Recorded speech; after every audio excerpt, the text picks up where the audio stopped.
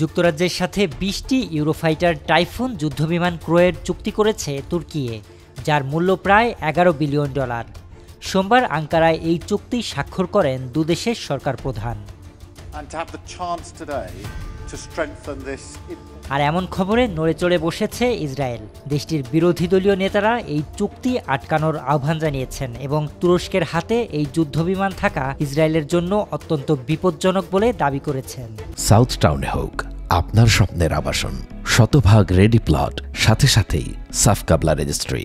Israel তার আধিপত্য বিস্তারে তুর্কিকে বর্তমানে সবচেয়ে বড় হুমকি মনে করে। সাম্প্রতিক সময়ে সিরিয়ায় আধিপত্য বিস্তার নিয়ে দুপক্ষের মধ্যে চলছে চরম কথার লড়াই।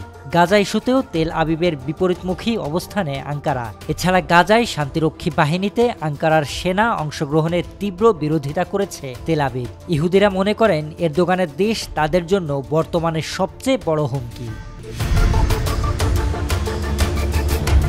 এদিকে ব্রিটিশ প্রতিরক্ষা মন্ত্রণালয় এই চুক্তিকে এক প্রজন্মের সবচেয়ে বড় যুদ্ধবিমান বিক্রয় চুক্তি বলে অভিহিত করেছে।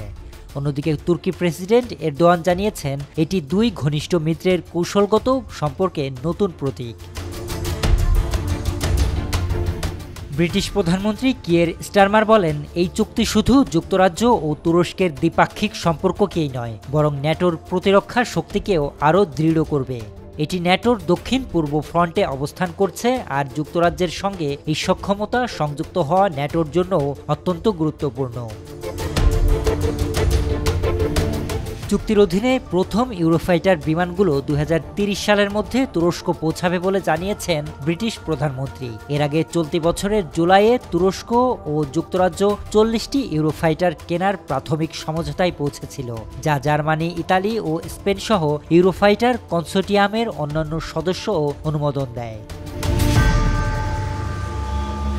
তুরস্কের প্রতিরক্ষা মন্ত্রণালয়ের এক কর্মকর্তা জানিয়েছেন দেশটি নিজেদের তৈরি পঞ্চম প্রজন্মের কান যুদ্ধবিমান চালুর আগে অন্তত ১২০টি ফাইটার জেট ক্রয়ের পরিকল্পনা করছে, যাতে বিমান বাহিনীর সক্ষমতা ধরে রাখা যায়। এজন্য কাতার ও ওমান থেকেও ১২টি করে টাইফুন কেনার আলোচনাও চলছে।